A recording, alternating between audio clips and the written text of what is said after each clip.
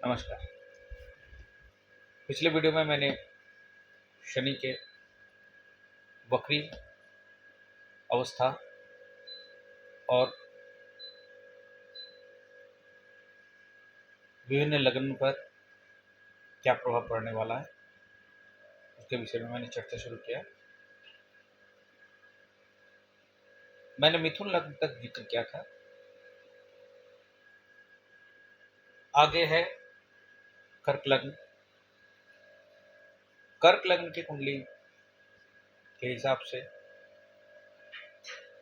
शनि सप्तम भाव और अष्टम भाव के स्वामी बनते हैं।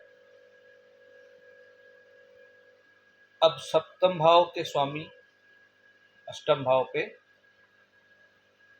बैठे हैं और वक्रत्व लेके बैठे हैं।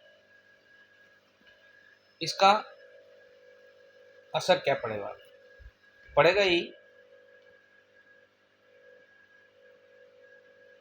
कि ससुराल पक्ष के तरफ किसी भी मुद्दे को लेके कोई भी अड़चन या विवाद अगर है तो उस विषय में कुछ परेशानियां जरूर दिखेंगी।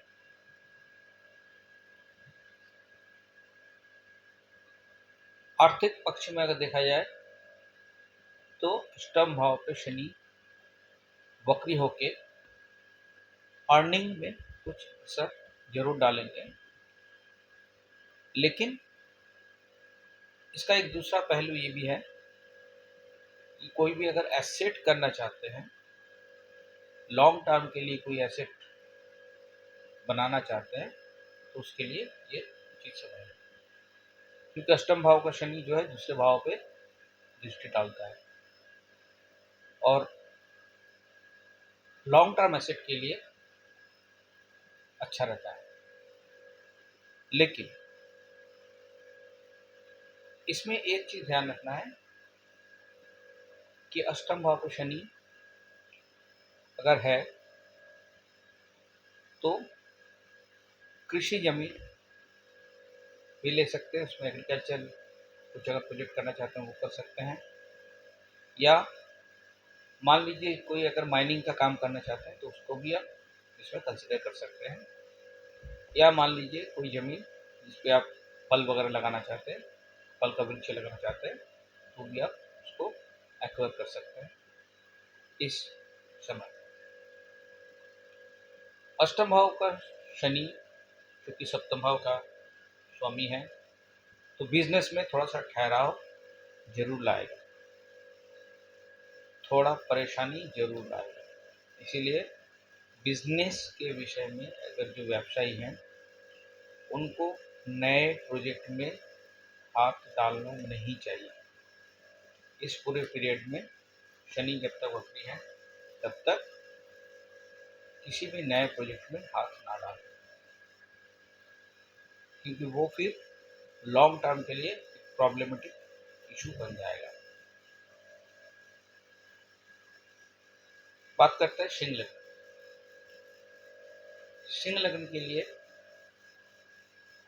शनि छठे भाव और सप्तम भाव का स्वामी बनते हैं। छठे भाव का स्वामी सप्तम भाव में बैठना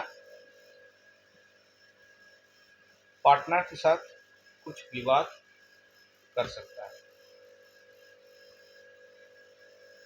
किसी लिटिगेशन में दूसरे के साथ विवाद बढ़ सकता है, या मान लीजिए बिजनेस पार्टनर के साथ कोई भी प्रॉब्लम अराइज होने का चांस काफ़ी बढ़ेगा।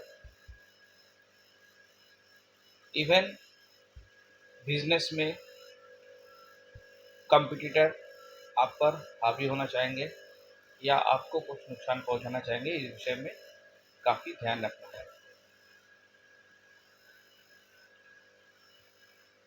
छठे भाव का स्वामी सप्तम भाव में आना आपके लिए कुछ रोग का इंडिकेशन भी दिखाता है। यानी जिस पे आपने ध्यान नहीं दिया होगा या जिस पे आपको ध्यान देना चाहिए, जो कि आपको रेक्टिफाई करना चाहिए, और ये ज़्यादातर जननेंद्रिय पे या लोअर एब्डोमेन या रिप्रोडक्टिव ऑर्गन में प्रभाव डालेगा। इस पर विशेष ध्यान रखें। गर्भवती महिला थोड़ा अपना ध्यान रखें, इससे उनको काफ़ी सावधानी से चलना पड़ेगा अगर सिंह लग्न के जाति का है। बात करते हैं कन्या लग्न। कन्या लग्न की कुंडली के लिए ये पंचम भाव और छठे भाव का स्वामी बनते हैं। पंचम भाव का स्वामी छठे भाव में बैठे हैं और ये वक्री होने वाले हैं, यानी आपके पढ़ाई लिखाई के मामले में थोड़ा ज़्यादा परेशानियां लाएगा। आपके प्रेम प्रसंग के बारे में काफ़ी दिक्कतें आएंगी, कुछ ना कुछ प्रॉब्लम अराइज होगा। अगर आप स्पोर्ट्स में हैं तो ये काफ़ी अच्छा तरक्की का समय है, बढ़िया आप तरक्की कर सकते हैं। कन्या लग्न के जातक जातिका के लिए इस समय कोई भी पालतू जानवर को भरण पोषण या पालना अच्छा रहेगा। कोई भी पालतू जानवर है उसको अगर आप अडॉप्ट करते हैं तो अच्छा है आपके लिए।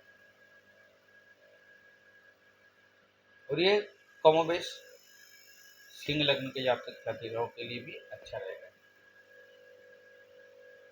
लेकिन ज़्यादा अच्छा रहेगा कन्या लग्न के जातक जातिकाओं के लिए।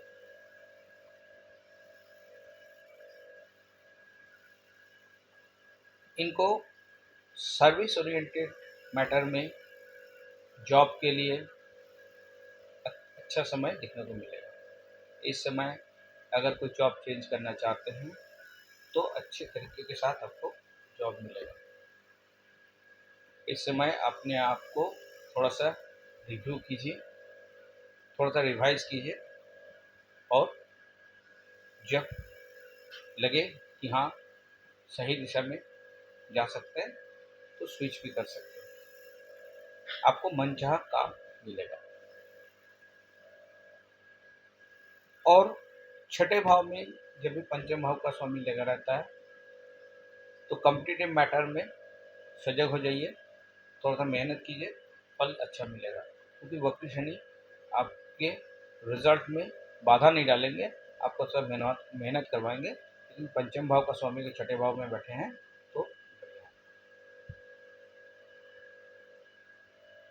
आगे भी बाकी लग्नों के बारे में बात करेंगे। जुड़े रहिए रेमेडीज के साथ, फिर आगे बढ़िए। धन्यवाद।